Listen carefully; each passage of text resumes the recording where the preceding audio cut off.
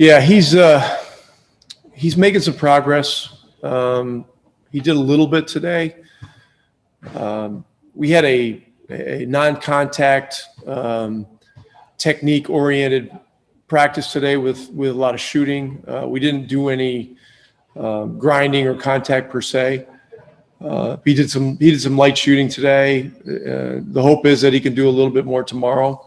But we're hopeful that he's going to be okay. But it's early here. Tomorrow's going to be a big day to see how he's progressed. But the answer to the other part of your question is he's very important. He's one of our top 2 or 3 defenders, and so we're doing everything possible to get him ready here. We hope Mother Nature is cooperative to the extent that she can be, and he's been doing a lot of work with his rehab, and Casey and Dion have been doing a lot of work with him as well. So we'll proceed and hope for the best. Yeah, listen, there's a lot of them.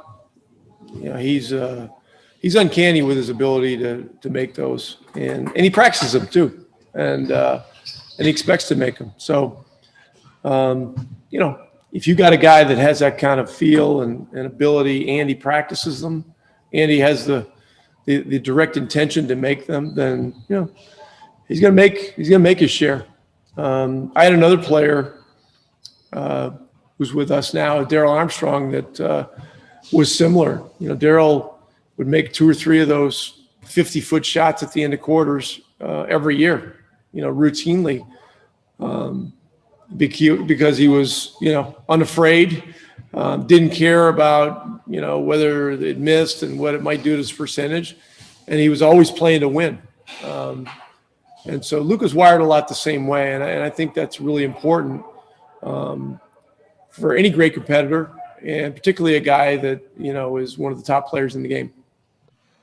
Oh, sure. There's no substitute for experience really in any walk of life. That's how you learn. That's how you grow.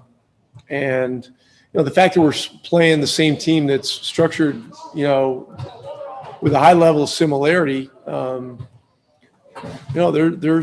there's some things to draw on for sure. I know he's looking forward to the playoffs. I mean, this is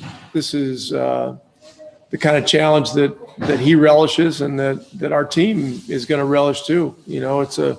Clippers are a great team. They've got 2 superstar players, and they got a lot of great role players and help around them. So this will be a great challenge for us. This has been a rebuild, since we had those few teams where we were able to stay in the playoffs, and we had some years where we were pretty competitive in the first round. But that's not what we're about. We're about winning championships here.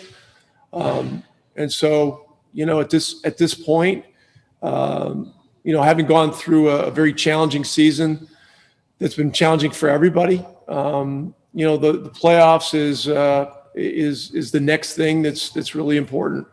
And look, everybody that gets into the playoffs, is geared up to try to win the series. And we want to build on, whatever progress we made last year, in having what was, a competitive series for the most part, but we want to build on that and get better. Yeah, I mean, those 2 guys are, 2 of our very best defenders, period. And so, it's important that, if at all possible, that Maxi can be available. And look, he guarded Leonard last year a lot of the time. Dorian guarded him some. Luka guarded him some. Look, Kawhi Leonard is a top player in the world. He's a great one-on-one player. They do a lot of things to get him to his spots, and we've got to try to make it as hard as possible on him. And Maxi's unique in that he's got real good size and length, and he moves his feet well. Now this year, it's been challenging for him because he's been dinged up a lot with injuries, but that's why this week's important. We'll try to, work with him and get him through this week and hopefully have him ready, but we're not sure yet about that. Well, we have another year of experience together as a team under our belt. Our team isn't exactly the same, nor is theirs, but it's been good to get KP back these last 3 games so that he can, rebuild some chemistry with the guys that he's playing with and those kinds of things. And look, there'll be a lot of things going on in this series, with matchups, with different ways, they're going to guard us and we're going to guard them and all that kind of stuff. There's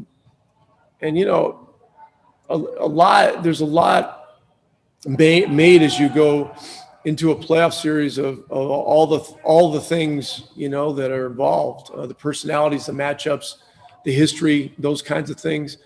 Our big task is going to be to play our game to the best level that we can, to play efficiently, to make sure that our basic things are being executed at a high level, things, like transition defense, pick and roll coverages, and that we're rebounding well. We got hurt very badly on the boards last year, and that's going to be a big part of this series. We're going to have to do a much better job of keeping Zubac off the glass. And he's a great offensive rebounder, and he's got great size and great hands, and he finishes, and he can make free throws.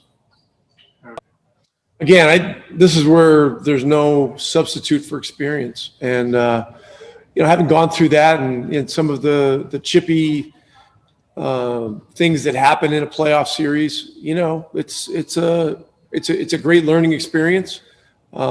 Some things we handled very well. Other things we'll need to handle better this year. But again, having gone through it, I think is an important thing.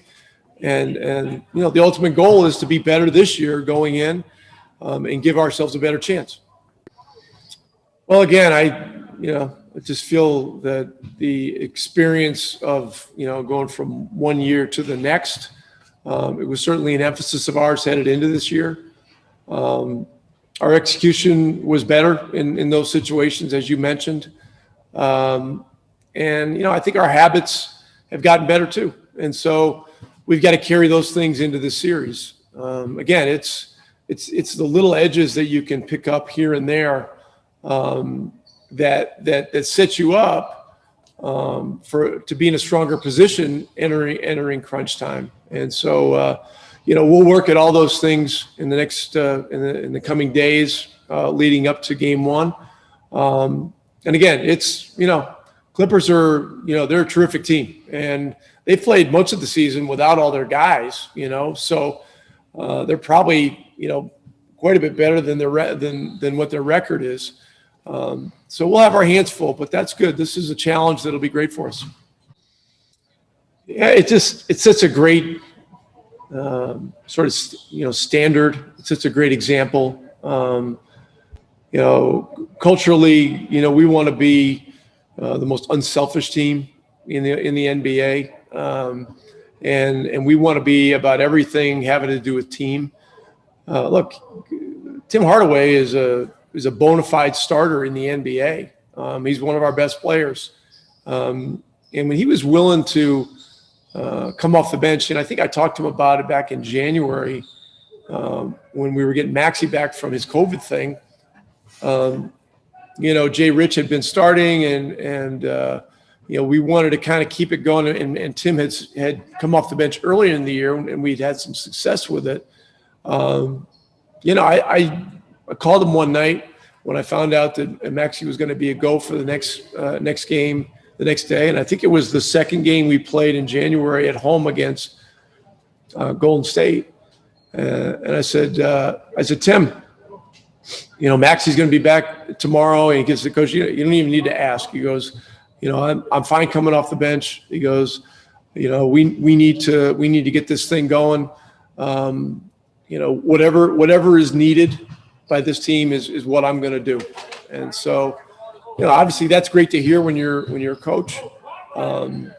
And, that was when we really started to turn our season around. And I don't think it's a coincidence that Tim Hardaway's willingness, not only willingness to do it, but, the way he embraced the challenge of taking on that role, that was really key to us being able to turn the season around and eventually win a playoff spot and avoid the play-in. Okay, you're rocking with the queen, Miss Valencia King, bringing often again the views live from the scene. Real Talk Sports in the house. Valencia King holding it down. You're rocking with the queen, Miss Valencia King, bringing authentic interviews live from the scene. Real Talk Sports in the house. Valencia King holding it down.